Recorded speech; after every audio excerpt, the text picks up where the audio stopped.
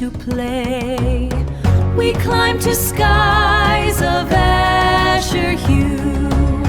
Pinatubo, now reborn anew. Pinatubo! Oh, travel with VL Code, let the engine roar. Seeking out the beauty, always asking for more. Welcome back to my channel. At ngayon, narating na tayo sa isa sa pinakasikat na volcano sa Pilipinas, ang Mount Pinatubo Crater Lake. Medyo madaming tao ngayon kasi weekend, pero pawi talaga ang pagod mo pag ganito ang sasalubong sa iyo. Azure hue, Pinatubo, now reborn anew. Pinatubo! Sabi nila, the best views come after the hardest climb. Totoo yun guys.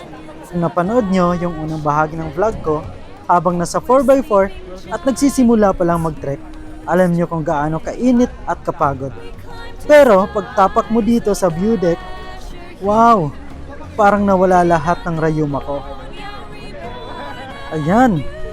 Nakikita nyo sa paligid. Buhay na buhay ang turismo dito sa Pinatubo. May mga foreign tourists, may mga pamilya, at mga solo travelers din. Pero, hindi pa dyan nagtatapos ang adventure natin ngayon. Kasi ngayon, bababa tayo sa sikat na hagdan na ito para makapunta sa bandang ibaba at makita ng malapitan ang Crater Lake. Tara, samahan nyo ako. Dahan-dahan lang, baka matisod. Pinatubo! Paalala lang, sa mga pupunta dito, medyo matarik at marami-rami rin itong steps. Kaya kung medyo sumasakit ang tuhod nyo, take your time. Huwag magmadali. Ang importante, safe tayong nakarating sa ibaba. Skies of azure hue, Pinatubo, now reborn anew. Pinatubo!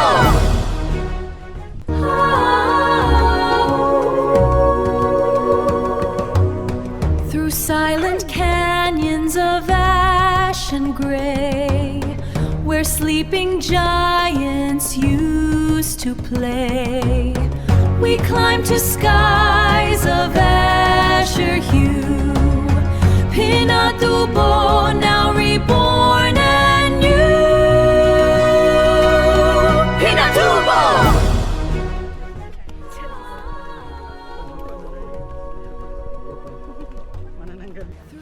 And we are here! Grabe guys! Ibang-iba ang pakiramdam kapag nandito ka na sa mismong ibaba.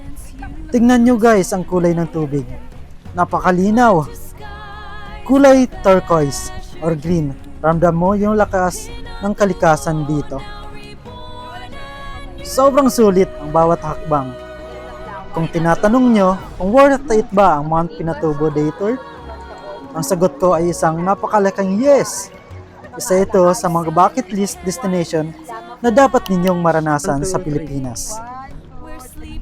Ayan mga ka-VL, sana nag-enjoy kayo sa maikling silip na ito sa Mount Pinatubo Crater Lake. Kung may mga tanong kayo tungkol sa budget, itinerary o paano pumunta dito, mag-comment lang kayo sa ibaba at sasagutin ko yan. Huwag nyo rin kalimutang i-like ang video na ito, mag-subscribe sa channel natin, at i-click ang notification bell para kasama kayo sa susunod natin gala. Hanggang sa muli, ingat sa biyahe. Bye! To play, we climb to skies of azure hue. Pinatubo, now reborn